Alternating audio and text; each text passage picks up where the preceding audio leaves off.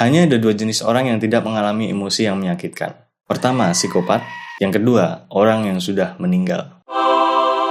Tentunya kalau kita punya kesempatan untuk menginterview orang di seluruh dunia dan nanya ke mereka satu persatu tentang apa yang paling kamu inginkan di dunia ini, saya yakin seluruh jawaban yang bervariasi itu akan berakhir dengan kesimpulan I want to be happy. Seolah-olah bahagia adalah tujuan yang harus kita capai, sebuah pencapaian yang harus kita raih, kondisi ideal yang menanti kita di akhir perjalanan. Tapi apa benar bahagia itu sesuatu yang perlu dicari? Atau mungkin selama ini kita justru mencari sesuatu yang sebenarnya nggak pernah hilang? Ada pemahaman atau ekspektasi yang salah kalau hidup bahagia berarti bahagia sepanjang waktu. Nonsense. Belajar untuk menerima dan berdamai dengan emosi yang menyakitkan adalah bagian penting dari hidup yang bahagia. Dalam sebuah studi psikologi, mempelajari tentang emosi negatif bahkan menjadi bagian penting dalam memahami kebahagiaan itu sendiri. Kebahagiaan adalah kehidupan yang baik yang tercapai bukan dengan mencari kesenangan sesaat, tetapi dengan menjalani hidup sesuai dengan kebajikan dan tujuan yang lebih tinggi. Mencari kebahagiaan bisa jadi merupakan sebuah ilusi. Kita tidak akan pernah menemukannya kalau kita terus berfokus pada pencapaian eksternal, pada tujuan yang selalu berubah-ubah. Kebahagiaan justru datang ketika kita berhenti mencari dan mulai menerima hidup dengan segala keterbatasannya. Ada sebuah konsep penting yang diperkenalkan oleh Nassim Taleb, yaitu anti-fragile atau anti-rapuh. Tapi sebelumnya saya mau kasih tahu dulu, ada yang namanya resiliensi, kemampuan seseorang untuk beradaptasi dan menghadapi tantangan hidup dengan baik. Dengan kata lain, daya tahan kita dalam menghadapi cobaan atau tujuan hidup. Nah, konsep Nassim Taleb soal anti rapuh tadi, pada dasarnya adalah resiliensi versi kedua. Resiliensi versi pertamanya adalah ketika kita memberikan tekanan pada suatu sistem, lalu tekanan itu dihilangkan, sistem itu akan kembali ke bentuk asalnya. Konsep anti rapuh membawa ide ini selangkah lebih maju. Ketika kita memberikan tekanan pada suatu sistem, sistem itu nggak hanya kembali ke bentuk aslinya, tapi tumbuh lebih besar dan lebih kuat.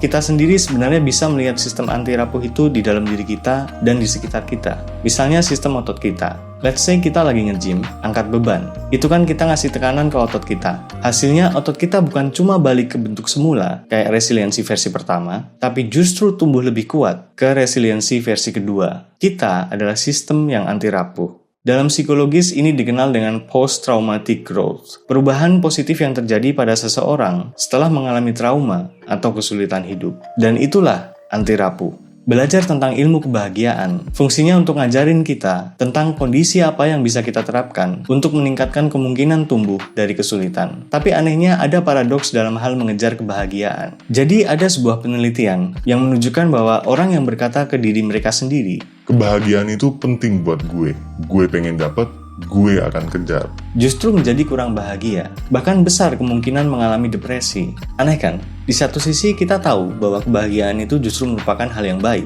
Di sisi lain, mengejar kebahagiaan justru bermasalah. So, what do we do? Cara untuk mengatasi paradoks ini adalah dengan mengejar kebahagiaan secara tidak langsung. Bayangin sinar matahari. Kalau kamu pelototin itu matahari secara langsung, mata telanjang. 10 menit aja, bisa katarak kali.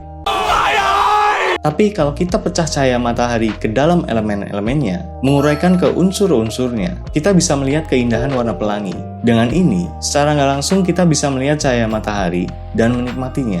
Prinsipnya sama, mengejar kebahagiaan secara langsung dapat menyebabkan lebih banyak kerugian daripada kebaikan. Tapi ketika kita mampu menguraikan unsur-unsurnya, kita bisa menikmati quote-on-quote mengejar kebahagiaan secara nggak langsung. Terus apa yang dimaksud unsur-unsur atau warna pelangi dalam analogi kebahagiaan tadi? Ada sebuah pola yang disebut SPIRE, kesejahteraan spiritual, fisik, intelektual, relasional, dan emosional. Pola ini bisa memicu berkembangnya sistem anti rapuh. Kita bahas satu-satu ya. Spiritualitas adalah tentang menemukan makna dan tujuan hidup, baik di tempat kerja maupun di rumah. Kalau kamu bangun pagi hari dan memiliki sebuah tujuan, kamu akan lebih mudah mengatasi berbagai macam permasalahan. Nick Vujicic, seorang motivator yang lahir tanpa tangan dan kaki, adalah contoh nyata dari kesejahteraan spiritual. Meskipun menghadapi tantangan besar secara fisik, dia menemukan tujuan hidupnya dalam menginspirasi orang lain. Dengan keyakinannya yang kuat, dia berhasil menemukan kebahagiaan dan makna dalam hidupnya. If God doesn't change my circumstance, He's gonna use my life to be a miracle for someone else. When you don't get a miracle, you can still be a miracle for someone else. Ini menunjukkan bahwa memiliki tujuan yang mendalam bisa memberikan kekuatan luar biasa untuk mengatasi berbagai rintangan.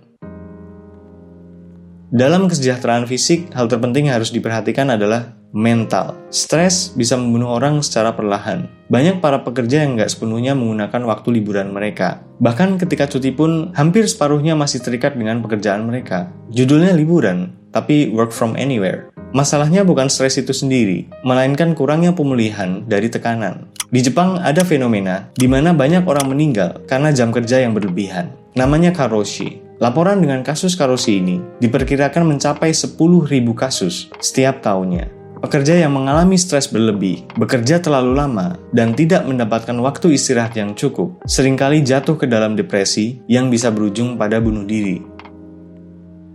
Orang yang memiliki rasa ingin tahu yang tinggi cenderung memiliki kehidupan yang lebih panjang dan lebih bahagia. Dari hasil riset, ciri utama yang diamati pada orang yang mencapai usia 100 tahun adalah rasa ingin tahu. Atribut lain kayak humor, keyakinan agama, keceriaan, dan keberanian itu menduduki peringkat kedua. Kualitas-kualitas tersebut terbukti sangat penting untuk menjaga kesehatan seseorang, terutama kesehatan mental. Salah satu alasan dibalik ini adalah rasa ingin tahu itu mendorong orang untuk terus belajar, berkembang, dan menghadapi tantangan hidup dengan cara yang lebih positif. Dan ini berkontribusi pada kesehatan fisik dan mental mereka. Rasa ingin tahu juga berkaitan dengan kemampuan kognitif dan daya tahan terhadap stres, yang semuanya berhubungan dengan kualitas hidup yang lebih baik.